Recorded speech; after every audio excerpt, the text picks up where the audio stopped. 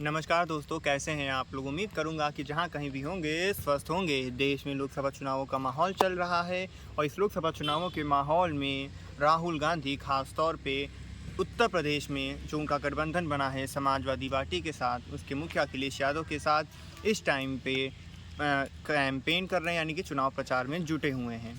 और इस चुनाव प्रचार की ये जो अगली कड़ी थी इनकी, वो थी अमेठी जो लोकसभा सीट है, वहाँ पे चुनाव प्रचार का टाइम था। और दोनों लोग, यानी कि जो दोनों पार्टियाँ जो कि गठबंधन में हैं, यानी कि कांग्रेस के एक तरीके से कहें एक लीडर राहुल गांधी और समाजवादी पार्टी के मुखिया अखिलेश यादव, दोनों लोगों ने अमेठी में चुनाव प्रचार किया और बहुत सी बड़ी बातें कहीं, ख़ास तौर पे राहुल गांधी ने अमेठी को लेकर।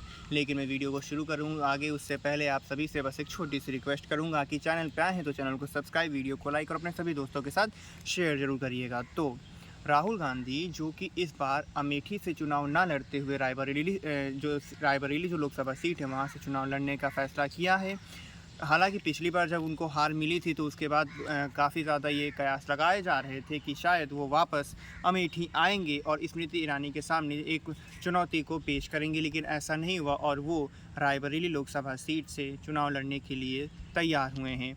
और इस ऐसा नहीं है कि सिर्फ वो रायबरेली से ही चुनाव लड़ रहे हैं, इसके अलावा वो वायनाड से, जैसा कि उन्होंने पिछली बार भी वहाँ से चुनाव लड़ा था और वायनाड से ही वो चुनाव जीत कर संसद तक पहुँचे थे। और इस बार भी उन्होंने वायनाड जो लोकसभा सीट है वहाँ से इस बार जो है चुनाव लड़ा है। और उसके अलावा फिर दूसरी जो लोकसभा सीट है जो, क्योंकि इस बार भी ये 2 लोकसभा सीटों पे चुनाव लड़ रहे हैं और दूसरी सीट इन्होंने जो जिसका चयन किया है वो है रायबरेली लोकसभा सीट। लेकिन आज था चुनावी दौरा इनका, एक तरीके से कहीं या फिर चुनावी रैली, वो थी अमेठी में। और अमेठी में अखिलेश यादव और राहुल गांधी दोनों साथ में नज़र आए और राहुल गांधी जी ने साफ साफ वहाँ पे कह दिया कि मैं भली अमेठी से ना लड़ते हुए रायबरेली से चुनाव लड़ रहा हूँ, लेकिन वो यानी कि राहुल गांधी अमेठी से अभी भी जुड़े हुए हैं। और उन्होंने ख़ास बात ये भी कही कि जो के.एल. शर्मा हैं उन्होंने दशकों तक पार्टी के लिए काम किया है और उनको उनके पिताजी ने उस टाइम पे कोऑर्डिनेटर के तौर पे यहाँ पे भेजा था। उसके अलावा जो दूसरे कोऑर्डिनेटर्स थे 150 के करीब, उन्होंने बताया कि उस टाइम पे कोऑर्डिनेटर्स चयन किए गए थे। उनमें से ना जाने कितने कोऑर्डिनेटर्स एमएलए और बड़ी बड़ी पोस्ट तक भी पहुँचे। लेकिन जो के.एल. शर्मा है, अब बारी अमेठी की है कि वो उनको एक एमपी के तौर पे संसद तक भेजें। हालांकि उन्होंने कहा, यानी कि राहुल गांधी ने ये कहा है कि जो भी चीज़ रायबरेली में होगी, अगर 10 रुपया रायबरेली में खर्चा होगा तो वो 10 रुपया अमेठी में भी खर्चा होगा। एग्जैक्ट वही चीज़ जो रायबरेली में होगी वही चीज़ अमेठी में भी देखने को मिलेगी। किसी भी तरीके का भेदभाव नहीं किया जाएगा, ऐसा उन्होंने कहा है। कि उनका कहना है कि उनका जो रिश्ता है वो अमेठी से जब वो 12 साल के थे तब से जुड़ा हुआ है। वो पहली बार, उन्होंने बताया कि वो पहली बार अपने पिताजी के साथ वहाँ पे आए थे जब वो 12 वर्ष के थे और तब से इनका जो रिश्ता है ये ऐसे ही जुड़ा हुआ है।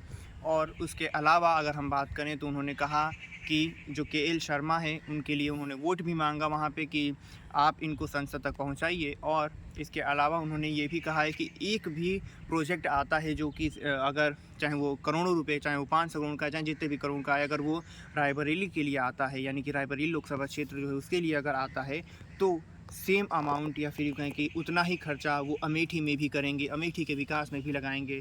ऐसा नहीं होगा कि उन्होंने अमेठी को छोड़ दिया है और रायबरेली के लिए ही केवल काम करेंगे। वो अमेठी के लिए भी उतने ही तत्पर रहेंगे जितने कि वहाँ यानी कि रायबरेली में तत्पर रहेंगे।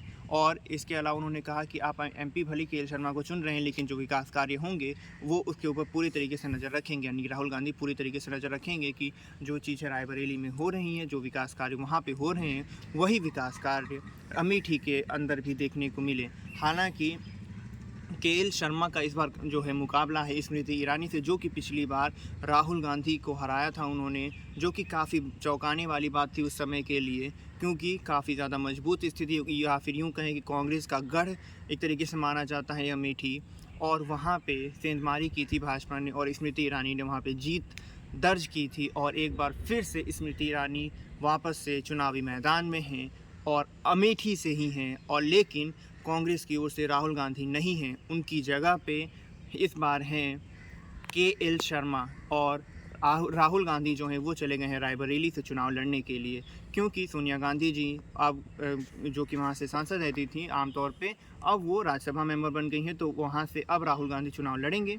हालांकि आप क्या सोचते हैं कि क्या अमेठी की जो जनता है वो के.एल. शर्मा को इस बार चुनेगी, या फिर वापस से एक बार चुनावी हार होगी कांग्रेस की अमेठी के अंदर?